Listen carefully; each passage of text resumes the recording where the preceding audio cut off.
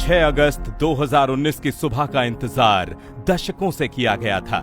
इस सुबह की राह पीढ़ियों ने देखी थी। इस सुबह के सूरज से सुख की किरणें निकली थीं। इस सुबह की आस जम्मू कश्मीर और समग्र भारतवर्ष के लोग 7 दशकों से लगाए बैठे थे। और जब ये सुबह आई तो सभी ने इसका खुली बाहों से स्वागत किया।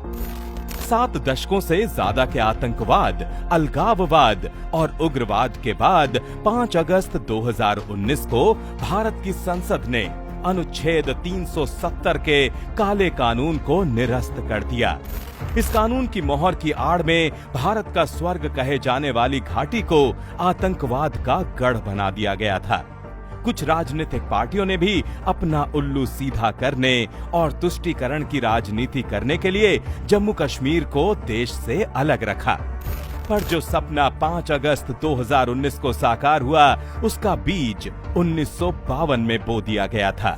जनसंघ के संस्थापक सदस्य डॉक्टर श्यामा प्रसाद मुखर्जी ने जम्मू कश्मीर की एक विशाल रैली में संकल्प लिया था, मैं या तो आपको भारतीय संविधान प्राप्त कराऊंगा या फिर इस उद्देश्य की पूर्ति के लिए अपना जीवन बलिदान कर दूंगा।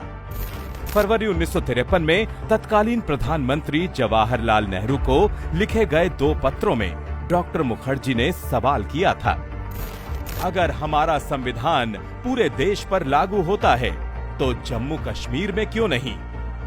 राजनीतिक फायदों के लिए सत्ताधीशों ने अनुच्छेद 370 को जस का तस बना रहने दिया। इसकी परछाई में जम्मू कश्मीर में भ्रष्टाचार बढ़ता रहा, उग्रवाद पंख फैलाने लगा, अलगाववाद पनपता रहा और आतंकवाद से राज्य हिंसा की दहशत में डूबता रहा। दंगे होते रहे, युवाओं का भविष्य बर्बाद होता रहा, पर केंद्र की कांग्रेस सरकारों के माथे पर शिकन तक नहीं आई।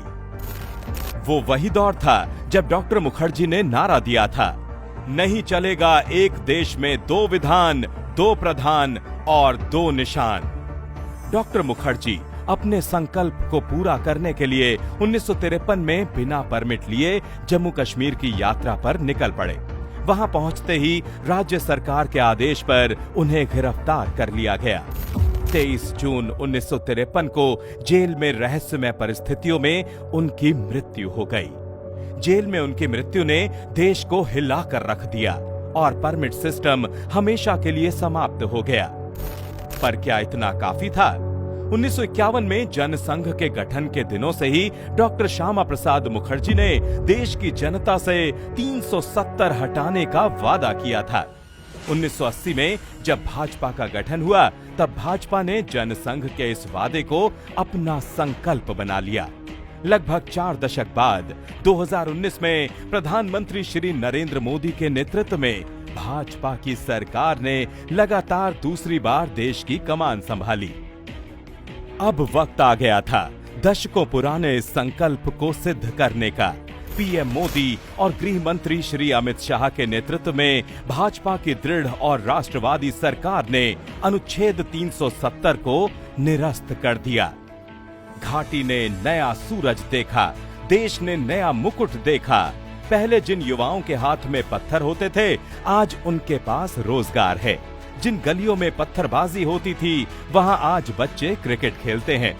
दशकों बाद सिनेमा घर खुले हैं। पहले जो जम्मू कश्मीर आतंक का पर्याय हुआ करता था, जहां आए दिन गोलियों और बम के धमाके सुनाई देते थे, आज वहां शांति, स्थिरता और सुरक्षा सुदृढ़ हुई है। मोदी सरकार की आतंकवाद के खिलाफ जीरो टॉलरेंस नीति के कारण ही वहां आतंकी घटनाओं में भारी गिरावट आई है। जम्मू कश्मीर नए भारत की नई तस्वीर बनकर उभरा है और आने वाले वर्षों में भारत को विकसित बनाने में अपना अहम योगदान देने की राह पर चल पड़ा है। 5 साल में जम्मू कश्मीर कितना बदल गया है, इसका सबसे बड़ा सबूत 2024 के लोकसभा चुनाव के दौरान देखने को मिला। घाटी के लोगों ने बढ़ चढ़कर अपने प्रतिनिधि को चुनने के लिए मतदान किया। आजाद भारत के इतिहास में जम्मू कश्मीर में कभी इतनी वोटिंग नहीं हुई थी। जम्मू कश्मीर की जनता ने लोकतंत्र के सबसे बड़े उत्सव में खुद को शामिल कर डॉक्टर श्यामा प्रसाद मुखर्जी को सच्ची श्रद्धांजलि दी है। आज जम्मू कश्मीर का हर नौजवान अपना भविष्य खुद लिखने के लिए आगे निकल रहा है। जहां कभी बंद और हड़ताल का सन्नाटा रहता था, वहां अब जिंदगी की चहल पहल दिखाई देती है। सबका साथ, सबका विकास, सबका विश्वास और सबका प्रयास, यही मंत्र तो विकसित जम्मू कश्मीर की बुनियाद है।